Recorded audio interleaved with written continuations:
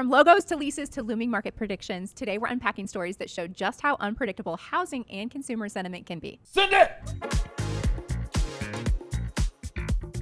Let's dive in with Cracker Barrel. Whoa. All right. So they withstood massive backlash to their new logo, and they've clawed it back. So recently Cracker Barrel came out and they caved and said, just kidding. We're not going to replace the logo. We're going to bring back the old logo. This is a big ruse, I think. They just made like all these headlines. Now everyone's going to Cracker Barrel.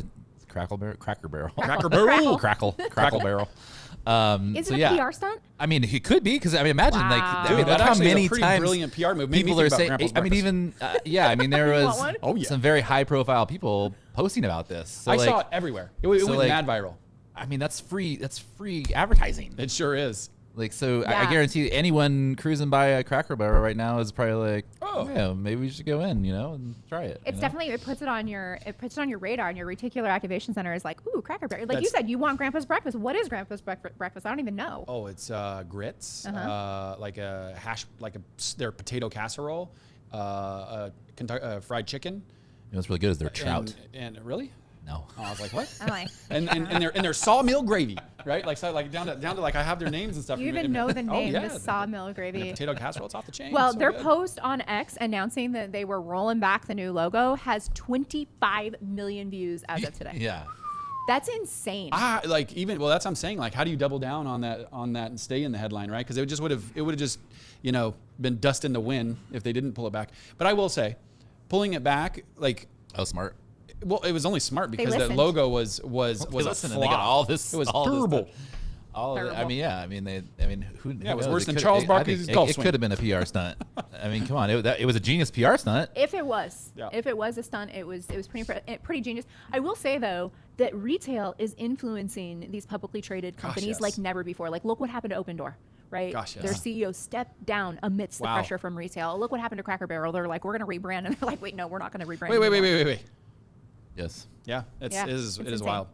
All because they took out a dude sitting on a rocking chair. It was Uncle Herschel. I didn't even know, but then we had posted that video and got a lot of comments, and people were like, "That's Uncle Herschel." Like, was it like a white guy or a black guy? No clue.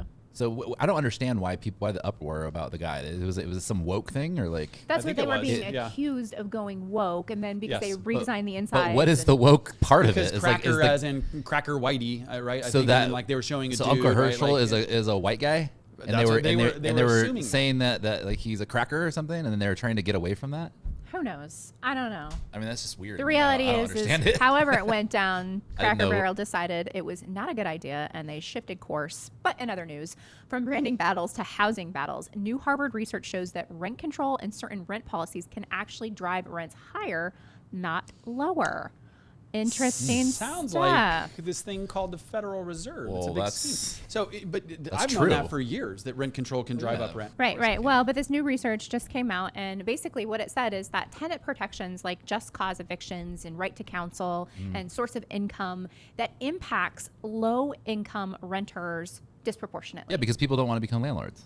And they're like, forget it. If we're going to have all these things, then I'll sell it. Get rid of it. I'll put my money somewhere else. And then what happens is then there's less inventory for renters to get. And then the people are willing to do it. They want higher prices, and then it starts squeezing that inventory. Yep. It feeds the narrative of the corporation is buying America. You will own nothing and be happy. Yeah. Right. Fine. But We won't buy it. It is sad though that these policies that are being put in place to help are hurting. And so I think that, legislators really need to look at this data and make policies that aren't going to unfairly impact the low-income renters. You know what policies they should have? Stay the F out. Yes. Get out. Government, get out of business. Get out. I agree. Get out of alone. housing. We don't need it. Just get out. Get your policy and go on with your bad self. Yep. Yep. Overregulated. Sorry. I'm with you, bro. Yeah. 100%. Well, interesting for sure. But here's the reality. Cities like New York, San Francisco, which have the strongest rent control measures, also rank among the most expensive rental markets in the country. But speaking of expensive markets, sentiment among housing right now is so bizarre. You have one camp that thinks that the bubble's about to burst and it's going to be bigger than 2008. And then you have the other camp that says rates are going to come down and we're going to see a sales boom and it's going to be insane. What camp are we in? Boom. A boom, yeah. We're the government is printing dollars like nothing before. Our national debt is going insane. The only way to get out of this mess is to debase the currency, and that's going to make assets go higher. Yep. Buy assets. So the people that bust think it's going to bust. Like, okay. So the boom is going to be artificial. Not only that, one of the number one ways that Artificial. I mean, no, not for people that have assets. People that don't have assets, I mean, they're screwed. I think it's going to be booming and thriving until 2030, we'll see what happens with, because I think hyperinflation is at some point going to kick in, especially when you're talking about infusing $5 trillion into a debt-based system. But the number one way that they get money into the system is banks. They flood it in there. Here, go borrow, go buy a credit card, go do this, go do that, right? So it's this artificial sense of wealth, because I'm going to go buy an ATV, I'm going to go buy a different car. People like you that are smart and going to buy asset, and people like hopefully you go buy an asset that's going to appreciate with these market trends so that you could deal with the inflation, right? To me, this is like we have the greatest opportunity without a doubt in the last history we have the greatest opportunity in the next 5 years of the last 100 because of the wealth transfer that's going to happen. And so when you have assets like even real estate, Bitcoin, any asset just in general is going to go up in value based on this infusion of capital that is going to happen.